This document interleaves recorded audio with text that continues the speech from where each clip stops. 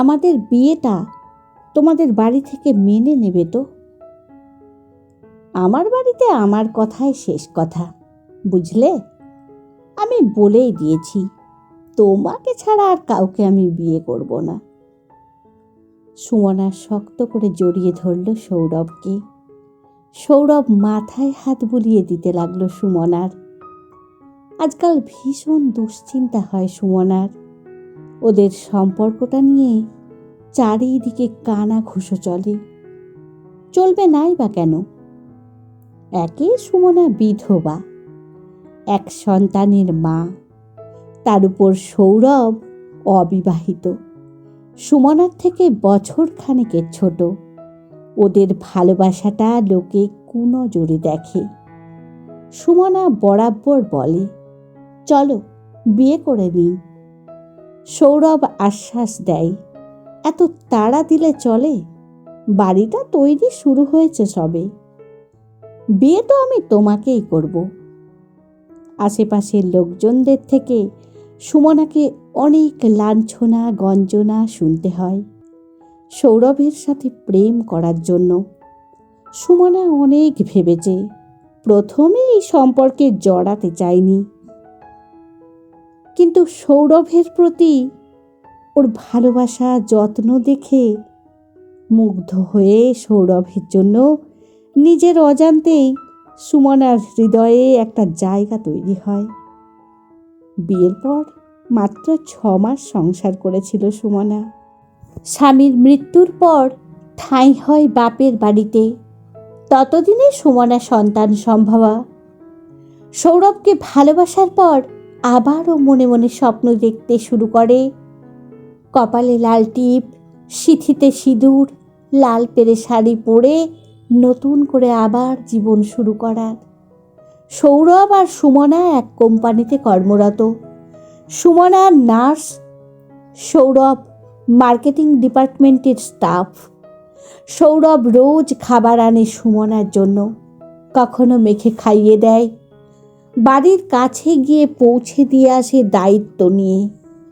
সুমনা মনে ভাবে ওর মেয়ে আর সৌরভকে নিয়ে একসাথে থাকবে।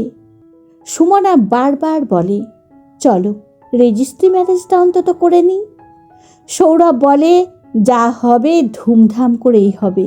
আমি বাড়ির একমাত্র ছেলে, আমার বাবা মায়ের একটা ইচ্ছে আছে তো। সুমনা মেনে নেয় আর ভয়ে ভয়ে অপেক্ষা করে। অন্য কলিগরা সুমনাকে বলে, এই বয়সের ছেলেদের মতিগতি ঠিক নেই, বিয়েটা করে নে তাড়াতাড়ি। সুমনা বলে, সে বিশ্বাস করে সৌরভকে।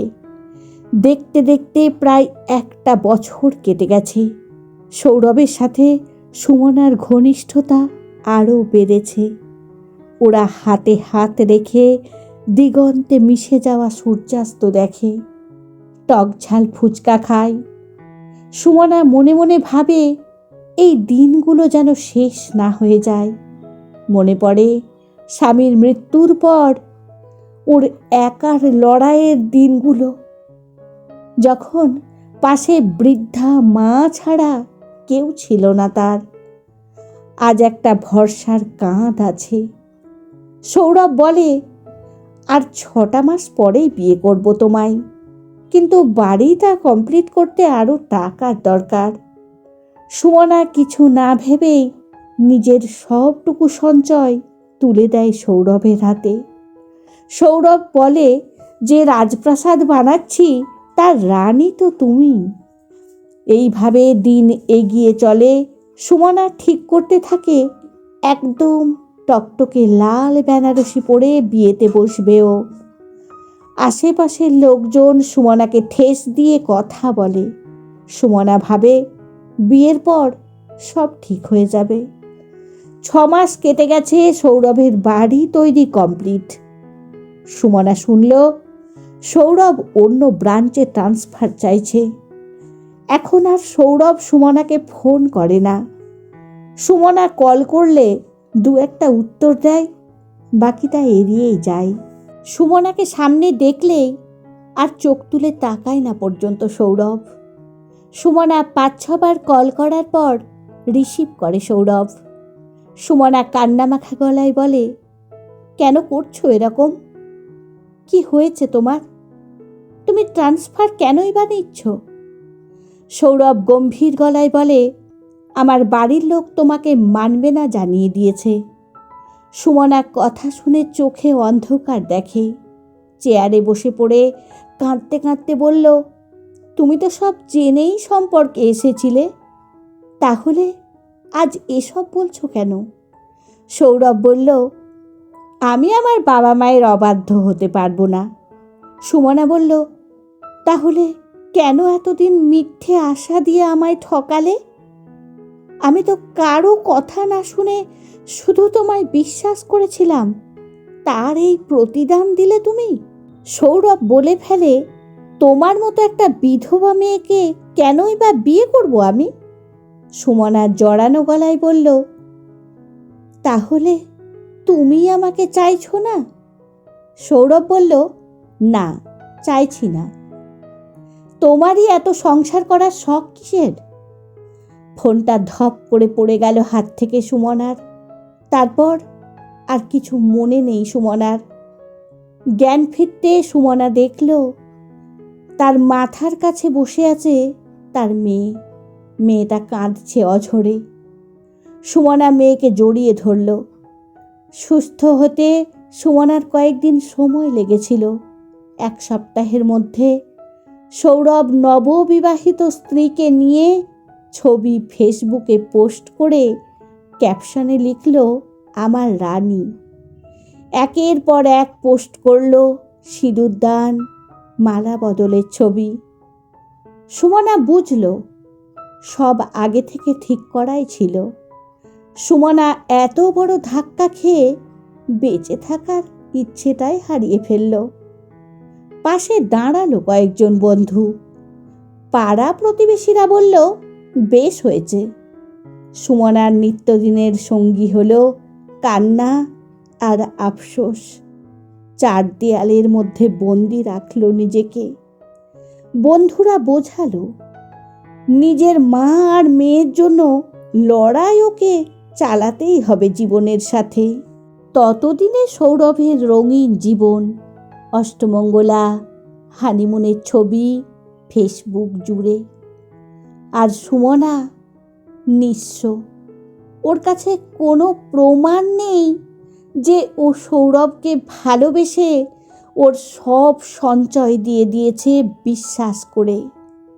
15 বছর কেটে গেছে। সুমনা তারপর আর সংসার করার স্বপ্ন দেখার কথা কল্পনাও করেনি।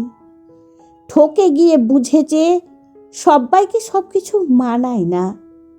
একদিন হঠাৎ ওয়ার্ডে পেশেন্ট অ্যাটেন্ড করতে গিয়ে চমকে উঠল সুমনা, এ যে সৌরভ। সুমনাকে দেখতে পেয়ে সৌরভ বলল, তুমি? সুমনা বলল, হঠাৎ হাসপাতালে যে? বাড়ির কেউ এসেছে? ফুপিয়ে কেঁদে ওঠে সৌরভ, বলল, আমার কেউ নেই গো। সুমনা বলল, মানে? সৌরভ বলল, বাবা মা গত হয়েছেন। আমার স্ত্রী পাপিয়ার সাথে ডিভোর্সের মামলা চলছে। প্রতি মাসে মোটা অঙ্কের অ্যালুমনি গুনতে হয়। আমার বাড়ি আমি পাপিয়ার নামে করে দিয়েছিলাম। এখন নিজের বাড়িতে ওঠার অধিকার নেই আমার। ও ওর প্রেমিককে নিয়ে আছে আমার বাড়িতে। ছেলেদের কাছে যেতে দেয় না আমাকে। কতদিন বাবা ডাক শুনিনি। আমার সব শেষ হয়ে গেছে সুমনা। এত অসুস্থ, তাও কেউ একবারের জন্য খোঁজ নেয়নি। সুমনা দীর্ঘশ্বাস ফেলে বলে, তাতে কি? কোনো বিধবাকে তো বিয়ে করতে হয়নি। চলে যাওয়ার সময় সুমনার হাত ধরে সৌরভ বলেছে, আর একটু থেকে যাও। সুমনা বলেছে, আমি তো সারা জীবন থাকতে চেয়েছিলাম, থাকতে দিলে কোথায়? প্রমাণ করে দিয়েছ বিধবা মেয়েরা ভালোবেসে ঠকে যায়, স্বীকৃতি পায় না আর। অথচ কত মনীষীরা বলেছেন আমাদের নাকি ভালো থাকার অধিকার আছে। আইনও তাই বলে, কিন্তু বিশ্বাস নষ্ট করে মানুষ। আমি বেশ ভালো আছি। মেয়ে ডাক্তারি পড়ছে, আমার দুনিয়া ওকে ঘিরে। তোমার জন্য সমাজ থেকে যে ঘৃণা আমি পেয়েছিলাম, আমার মেয়ে তা গর্বে বদলে দিয়েছে। আমার পরিচয় এখন আদর্শ মা হিসেবে, যেটা সবচেয়ে বেশি শান্তির। সুস্থ হলে আমি তোমাকে বাড়ি ফেরার ব্যবস্থা করে দেব, দরকার হলে একজন আয়াও খুঁজে দেব। এর থেকে বেশি কিছু আর করতে পারবো না গো তোমার জন্য। আর এগুলো করব শুধুমাত্র মানবিকতার বিচারে। কি জানো তো, ঠকালে তোমাকেও একদিন ঠিক ঠকতে হবে। এ বিষয়ে নিজেকে প্রস্তুত করে রাখা উচিত ছিল তোমার। বন্ধুরা, গল্পটি কেমন লাগলো কমেন্ট করে জানাবেন প্লিজ। আর পরবর্তী গল্পের জন্য চ্যানেলটি সাবস্ক্রাইব করে পাশে থাকার অনুরোধ রইল। ধন্যবাদ।